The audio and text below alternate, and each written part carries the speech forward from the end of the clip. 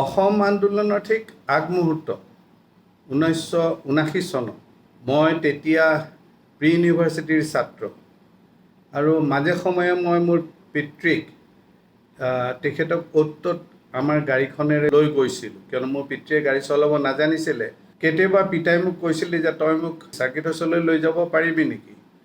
মই চাৰ্কিট হাউচলৈ লৈ গৈছিলোঁ তেখেতক।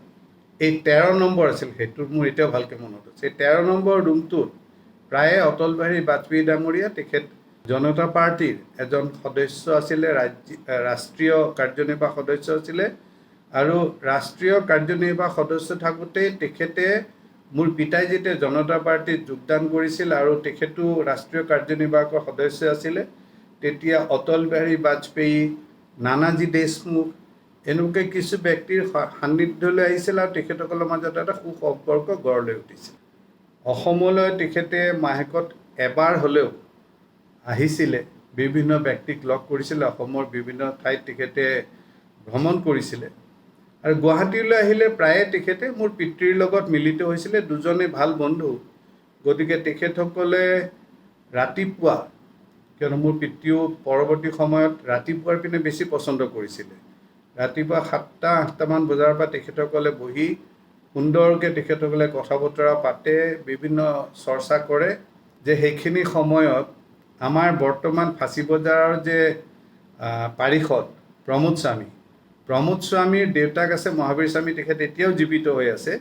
এই মহাবীৰ স্বামী ডাঙৰীয়াই সদায় 2টা বাঁহৰ টুকুৰিত কচুৰি, জিলাপি আৰু এনেকুৱা ধৰণৰ উত্তৰ ভাৰতীয় খাদ্য সম্ভাৰ লৈ তেখেতে অটল বিহাৰী বাজপেয়ী ডাঙৰীয়াক লগ কৰিবলৈ আহিছিলে, তেখেতক জলপান কৰাইছিলে। যিহেতু সেইখিনি সময়ত ময়ো তাত থাকোঁ আৰু অটল বিহাৰী বাজপেয়ী ডাঙৰীয়াই মোক খুব মৰম কৰিছিলে। তেখেতে মোক কয়, বেটা আৰু ময়ো খুব ভাল পাওঁ, কিয়নো 2-3টা কচুৰি খাবলৈ পোৱা, জিলাপি বৰ ধুনীয়া জিলাপি বনায়, জিলাপি খাবলৈ পোৱা সেইখিনি সময়ত আমাৰ কাৰণে এটা ডাঙৰ কথা আছিল। মই তেখেতৰ তাতে বহি 2-3টামান কচুৰি, 2-3খনমান জিলাপি, তাৰপিছত তেখেতসকলে চাহ লৈ আহিছিলে। চাহটো মানে সেই মছলা দিয়া চাহটো লৈ আহে, সেই চাহটো খায়ো ভাল লাগে, মাৰোৱাৰী চাহ যিটো। গতিকে মই সেইখিনি সময়ত খাই খুব ভাল লাগে।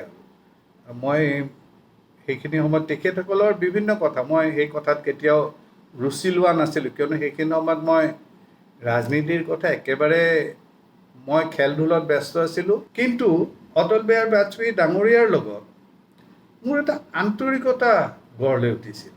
তেখেত মানুহজন মানে এনেকুৱা লাগে যে ঘৰৰ এজন বৰদেউতাৰ নিচিনা মানুহ, একেবাৰে ভেম পেচ নাই, তেনেই সাধাৰণ জীৱন যাপন কৰে, বৰ ৰাজসীয়তা নাছিলে আৰু তেখেতসকলৰ কথা বতৰাবোৰ ভীষণ মাৰ্জিত আছিল। মই পৰৱৰ্তী সময়ত 3-4বাৰমান লগ পোৱাৰ পিছত তেখেতৰ বিভিন্ন সৰু সৰু কাম, কেতিয়াবা কয় তেখেতক কিবা সৰু বস্তু এটা লগা হ'লে তেখেতে আৰুতো যাব নোৱাৰে, গতিকে মোকে কৈ দিয়ে, সৰু ল'ৰা বুলি ময়ো গৈ পুটুককৈ কৰি আহোঁ। তেখেতেও মৰম কৰে যথেষ্ট। মানে মই এটা উদাহৰণ দিছোঁ, এবাৰ তেখেতে মোক ক'লে, তেখেত খুব সম্ভৱ নগাঁও নে ক'ৰবাত গৈছিলে, আমাৰ নগাঁৱৰ ৰেখা শৰ্মা বাইদেউহঁত, তেখেতসকল কিন্তু ৰাষ্ট্ৰীয় স্বয়ংসেৱক সংঘৰ লগত একদম আৰম্ভণিৰে পৰা জড়িত। আমাৰ ৰাষ্ট্ৰীয় স্বয়ংসেৱক সংঘৰ যি সংঘ পৰিচালক আছিলে গোৱেলকাৰ ডাঙৰীয়া, তেখেতসকলেও কিন্তু আহি পেলাই কিন্তু ৰেখা বাইদেউহঁতৰ ঘৰত আছিলে। গতিকে তেখেত নগাঁও নে ক'ৰবাত গৈছিলে, গৈ পেলাই আহি গুৱাহাটীলৈ আহিলে। পুৱা মোক তেখেতে লাহেকৈ মাতি ক'লে যে মোৰ 2টামান কাপোৰ লেতেৰা হৈছে, তই ধুৱাই দিব পাৰিবি নেকি মোক, ইয়াত কোনোবা ধুবি আছে নেকি। মই ক'লোঁ চাৰ্কিট হাউচলৈতো ধুবি নাহে, কিন্তু ওচৰতে উজান বজাৰ আছে, উজান বজাৰত ধুবি আছে, বিহাৰী ধুবি, তেওঁলোকক ক'লে ধুই দিব। ক'লে আজি দিলে কালি ৰাতিপুৱালৈ দিবনে। মই ক'লোঁ মই লৈ যাওঁ, লৈ গৈ পেলাই সুধি আহোঁ, যদি দিয়ে দি থৈ আহিম, আহি পেলাই মই আপোনাক কালি দি থৈ যাম। তেখেতে মোক কিবা এখন ধুতি, 2টা কুৰ্তা আৰু খুব সম্ভৱ এটা চাৰ্ট নে কিবা এনেকুৱা এটা দিছিলে।